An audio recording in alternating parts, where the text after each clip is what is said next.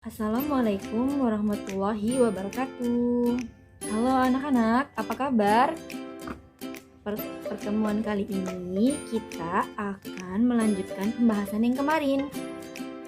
Ayo, siapa yang masih ingat? Sekarang ini kita sudah berada di bab keberapa? Sekarang kita sudah berada di bab ketiga, yaitu materinya tentang bugot.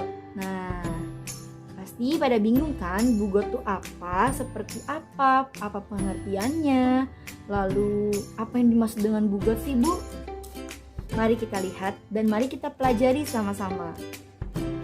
Baik, kita langsung masuk saja ke pembahasan ya, pembahasan inti dari bab 3 ini tentang bugot. Nah, kan kalian sudah kelas 11, jadi Ibu akan mengajak kalian untuk lebih banyak berinteraksi nantinya ya. Oke, langsung masuk ke materi pertama, yaitu pengertian bugot. Ada yang tahu nggak nih, bugot itu berasal dari bahasa apa? Nah, bugot itu berasal dari kata bugotun. Bugotun ya, yang artinya itu melampaui batas bisa, terus mencari bisa ya kan, terus zolim juga bisa. Nah, itu menurut bahasa ya, menurut bahasa. Dan jika dijamak itu termasuk isim fa'il. Nah, adapun pengertian syara nih, pengertiannya yaitu orang-orang yang menentang atau memberontak ya kan dari pemimpin Islam yang terpilih secara sah. Jadi bisa dibilang bugot ini adalah pembangkang, pemberontak. Seperti itu. Nah, tadi kan sudah membahas ya pengertian bugot itu apa. Jadi simpelnya bugot tuh seperti pemberontak, pembangkang, orang-orang yang menentang gitu ya. Nah, selanjutnya ada nih beberapa kriteria yang bisa dibilang bugot. Bisa dibilang, oh ini nih bugot bisa terjadi apabila gitu kan. Yang pertama, memiliki kekuatan baik berupa senjata maupun pasukan. Jadi bugot itu nggak berjalan sendiri, tapi dia memiliki golongan yang banyak, orang-orang yang banyak kayak gitu. Terus kekuatan dalam bersenjatanya itu bagus kayak gitu. Yang kedua, memiliki alasan atas tindakan mereka nih. Kenapa mereka mau membangkang? Biasanya seperti itu, dan dia mengajak atau memprovokasi, mempengaruhi orang-orang. Yang ketiga, memiliki pengikut setia. Biasanya kriteria bugot itu memiliki pengikut yang begitu banyak, begitu besar, bugot. Terus memiliki imam yang ditaati. Biasanya dia memiliki imam yang ditaati. Ketika itu tidak sesuai dengan imam dia atau dengan apa yang ia dapatkan, disitulah bugot terjadi atau pembangkangan terjadi. Memberontak, menentang ya kan. Seperti itu kriteria-kriteria yang terdapat di dalam bugot. Baik. Oke. Selanjutnya, tadi kan kita sudah masuk ke pembahasan yang pertama itu pengertian bugot. Yang kedua itu apa kriteria bugot? Tadi ada 4. Nah, kita masuk nih ke tindakan penyelesaian atau cara-cara untuk mengatasi permasalahan bugot ini. Biasanya kita tidak langsung memerangi atau tidak langsung seperti ayo kita perangi bugot, orang-orang yang menentang. Tidak, tetapi ada beberapa tindakan yang harus kita lakukan atau bisa dibilang step by step tahapan yang harus kita lakukan. Yang pertama, itu kita mengirim utusan ke orang tersebut yang sekelompok orang menentang itu. Kita cari tahu apa sebab-sebab mereka melakukan pemberontakan ini, pembangkangan ini. Kita harus tahu sebab dasarnya itu apa.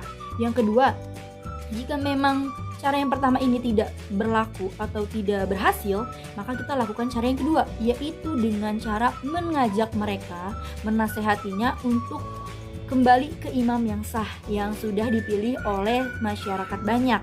Nah, cara yang ketiga misalkan belum bisa nih untuk membuat orang itu percaya, orang-orang yang memberontak, dan dia malah semakin marah dan tidak mau gitu, dan tetap pada pendiriannya bahwa dia ingin menentang. Ada cara yang ketiga, yaitu kita memberi ancaman bahwa kita akan berperang dengan mereka. Itu sudah termasuk cara yang ekstrim ya. Oke, misalkan sudah dilakukan ancaman nih perang, tapi mereka tidak mau juga dan tidak ada kegiatan dari hati mereka tuh untuk berubah. Maka cara yang terakhir barulah kita perangi. Seperti itu sampai mereka sadar dan mereka kembali taat. Selanjutnya yaitu kita masuk ke dalam pembahasan apa sih status hukum dari bugot ini atau pembangkang atau pemberontak, ya kan? Pasti pada penasaran. Apakah pemberontak ini dibolehkan atau tidak boleh, atau boleh jika pemimpinnya zolim atau bagaimana gitu kan. Nah, selanjutnya ini ada status hukum pembangkang. Itu sesuai dengan Quran surat Al-Hujurat ayat 4 dan jika dua golongan orang-orang mukmin berperang, maka damaikanlah antara keduanya. Jadi kita tidak boleh menjadi provokator atau dalang lah ya buat mereka itu makin memperkeruh suasana. Itu tidak boleh. Malah kita harus memisahkan, mendamaikan, mensejahterakan, menselaraskan seperti itu. Karena jika seorang pembangkang ini bertaubat, ya kan, dan taubatnya diterima, maka itu tidak boleh dibunuh. Walaupun ada pun ya, misalkan yang tertawan atau yang tertangkap, itu tidak boleh dipukuli secara sadis, tidak boleh dipukuli secara brutal, tidak boleh. Karena status hukum dari pembangkang ini setidaknya mereka ini sadar dan kembali taat gitu. Kembali taat ke jalan yang benar dan sesuai dengan pemimpin yang ditaati dan dipilih secara syah gitu, secara sah. Kalau misalkan pemimpinnya itu zolim, barulah kita boleh memerangi dengan cara kita mencari tahu dulu sebab ia zolim itu apa. Terus kita nasehatin dia seperti yang tadi, ada tahapan-tahapannya. Jika memang tidak, baru kita boleh menjadi pembangkang yang benar-benar bisa dibilang radikal kayak gitu. Jadi kita harus melihat dulu tapi ya, dasar-dasar masalahnya itu apa. Jadi nggak asal gitu. Karena hikmah dari pembelajaran bugot ini bukan untuk seolah-olah kita ini preman atau kita ini unjuk model gitu ya, muncul di dalam permukaan, itu tidak. Tetapi pemberontakan di sini atau pembangkangan di sini ini untuk mencari mana sih sekiranya pemimpin yang benar. Jika ada pemimpin yang zolim, baru bisa kita perangi. Terus kita bisa mengambil hikmahnya. Baik, selanjutnya itu apa sih hikmah dari mempelajari bugot gitu kan ya. Dan hukuman bagi pelaku bugot ini ada hikmahnya loh pasti ya kan.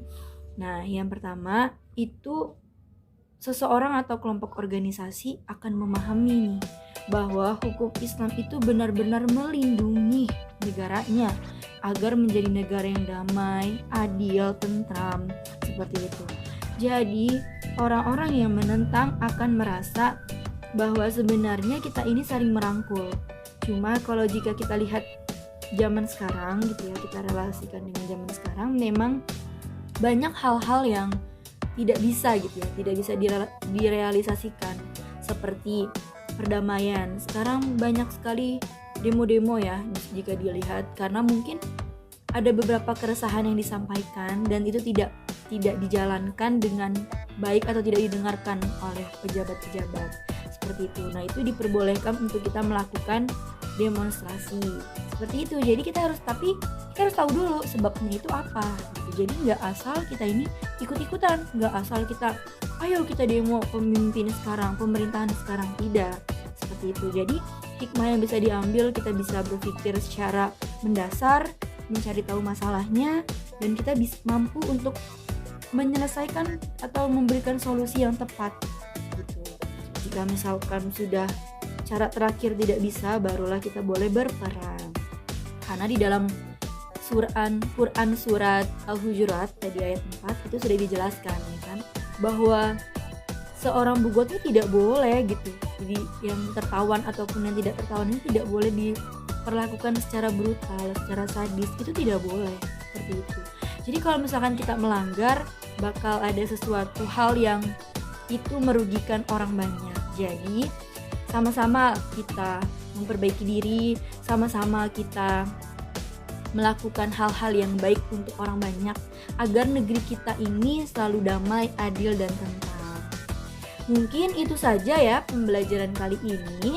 Video pembelajarannya disimak baik-baik ya anak-anak untuk kelas 11, karena minggu depan kita akan membahas bab yang lainnya dan itu masih keterkaitan dengan bab sebelumnya. Jadi dipahami dan benar-benar dipraktekkan dalam kehidupan sehari-hari jika itu memang dibutuhkan. Oke.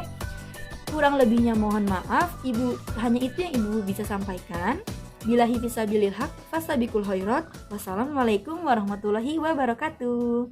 Selamat belajar anak-anak dan selamat mendengarkan pembelajaran Ibu.